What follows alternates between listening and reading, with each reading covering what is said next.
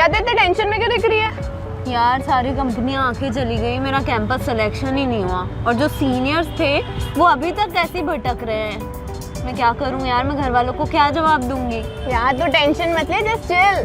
Chill? तेरे को तो इंटरव्यू में बैठने को भी नहीं मिला, तेरा तो क्राइटेरिया भी मैच नहीं कर रहा था और तू चिल होने को बोल रही है। तू तेरे घर वालों को क्या जवाब देगी? मैंने रेस टेक्नोलॉजी से ज्वाइन कर ली है पागल।